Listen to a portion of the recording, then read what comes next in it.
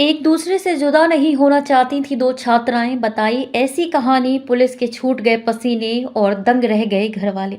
अलीगढ़ से बरामद की गई दोनों छात्राएं खुद ही दिल्ली गई थीं। वहां से अलीगढ़ की बस में सवार होकर अलीगढ़ गोंडा मार्ग पर गांव गोविंदपुर फगोई पहुंच गई थीं। परिवार से बचने के लिए दोनों ने अपहरण का नाटक किया था। पूछताछ में दोनों ने बताया कि कक्षा 7 की पढ़ाई के दौरान दोनों में दोस्ती हो गई थी। अब दोनों एक साथ रहना चाहती हैं, इसलिए घर से दोनों दिल्ली चली गई थी। वहां से अलीगढ़ की बस में सवार हो गई थी। पुलिस ने बयान दर्ज करने के बाद दोनों को परिजनों को सौंप दिया।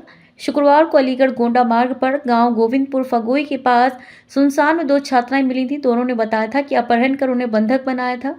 अलीगढ़ पुलिस ने दोनों को बरामद करने के बाद भावनपुर पुलिस को सौंप दिया। देर रात ही पुलिस दोनों को लेकर भावनपुर थाने आ गई। सीओ नवीना शुक्ला ने बताया कि थाने लाकर दोनों छात्राओं से पूछताछ की गई। उन्होंने बताया कि कक्षा 7 से दोनों की दोस्ती है। अक्सर स्कूल से लेकर घर पर भी दोनों साथ ही रहती हैं। दोनों ने अब भी साथ रहने का निर्णय लिया। इसी के तहत दोनों मेरठ से बस में सवार होकर दिल्ली निकल गई। दिन भर दिल्ली में घूमती रही। वहां पर एक बुजुर्ग ने दोनों को मेरठ भेजने के लिए टैक्सी बुक कर दी थी।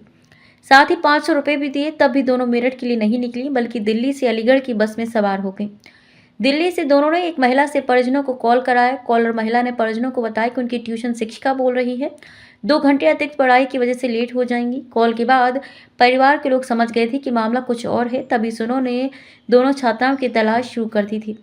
थाना पुलिस को भी इसकी सूचना दी गई। पुलिस ने भी उनकी लोकेशन जुटाई थी। सीओ ने बताया कि पूछताछ के बाद दोनों छात्राओं को उनके परिजनों के सुपुर्द कर दिया। दोनों एक साथ ही रहना चाहती हैं।